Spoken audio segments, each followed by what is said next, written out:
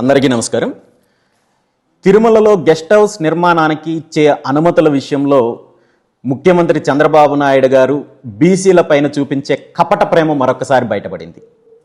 తిరుమలలో ఎవరైనా దాతలు గెస్ట్ హౌస్ నిర్మాణం చేయదలుచుకుంటే ముందుగా టీటీడీ బోర్డుకి లేఖ రాస్తారు. టీటీడీ బోర్డు అప్రూవ్ చేసిన తర్వాత దాన్ని ప్రభుత్వానికి పంపిస్తే ప్రభుత్వం ఇచ్చే అనుమతుల ప్రకారము అక్కడ గెస్ట్ హౌస్ నిర్మించి దాన్ని టీటీడీకి అప్పచెప్తుంది తప్ప దాతలు దాన్ని మేనేజ్ చేయడానికి కుదరదు.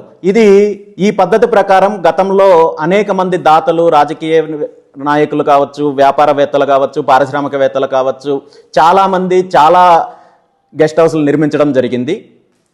అదే ప్రకారము ఒక బీసీ నాయకుడు 3 సార్లు టీటీడీ బోర్డు మెంబర్గా చేసిన ఒక సీనియర్ నాయకుడు జంగా కృష్ణమూర్తి గారు గతంలో 3 సార్లు తిరుమలలో గెస్ట్ హౌస్ నిర్మాణం చేసే సేవ కోసము దరఖాస్తు చేసుకున్నప్పటికీ కూడా అనుమతులు నిరాకరించడం జరిగింది.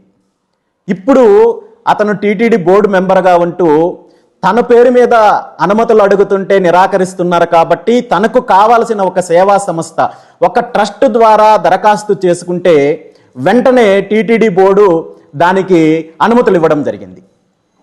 ఇక్కడ మనం గుర్తించాల్సిన అంశం ఏంటంటే, వ్యక్తిగతంగా ఒక బీసీ నాయకుడు 3 సార్లు టీటీడీ బోర్డు మెంబర్గా ఉన్న వ్యక్తి, మాజీ ఎమ్మెల్యేగా ఉన్న వ్యక్తి, తన వ్యక్తిగతంగా గెస్ట్ హౌస్ నిర్మాణం చేసే సేవ చేస్తానంటే అనుమతులు నిరాకరించారు. కానీ ఒక ట్రస్ట్ పేరు మీద అనుమతులు అడిగితే మాత్రం వెంటనే అనుమతులు ఇవ్వడం జరిగింది.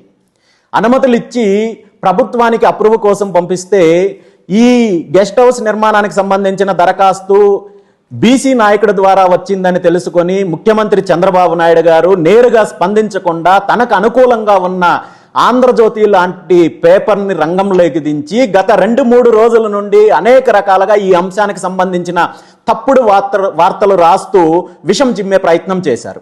ఈ తప్పుడు వార్తలను అడ్డం పెట్టుకొని ప్రభుత్వము ఈ గెస్ట్ హౌస్ నిర్మాణానికి సంబంధించిన అనుమతుల్ని రద్దు చేయడం జరిగింది.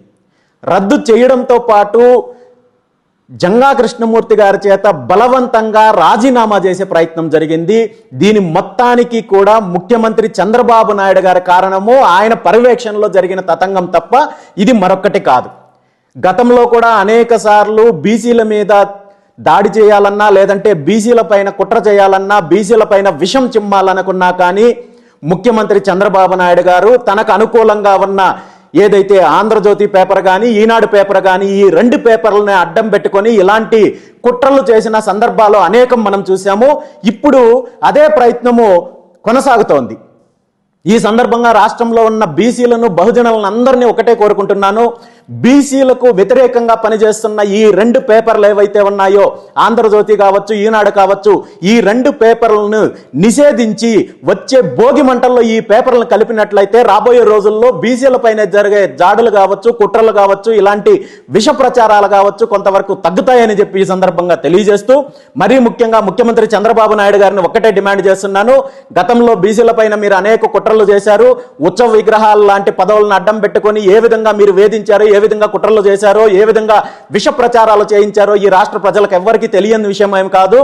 ఇప్పుడు మీరు ఇప్పటికైనా మీరు చేసిన తప్పుని సరిదిద్దుకొని బీసీ నాయకుడు అతనికి టీటీడీ బోర్డు చైర్మన్ పదవి కల్పిస్తామని చెప్పి ఆశ చూపించి వేరే పార్టీ నుండి మీ పార్టీలోకి తీసుకున్న తర్వాత మళ్ళీ ఉత్సవ విగ్రహం లాంటి బోర్డు మెంబర్ పదవి అప్పచెప్పి ఈరోజు గెస్ట్ హౌస్ నిర్మించి భగవంతుడి సేవ చేయాలనే ఆలోచనతో ముందుకొస్తే దాన్ని ఈ విధంగా కుట్ర చేసి తప్పుడు ప్రచారాలు, విష ప్రచారం ద్వారా అడ్డుకోవడం చాలా నీచమైన చర్య.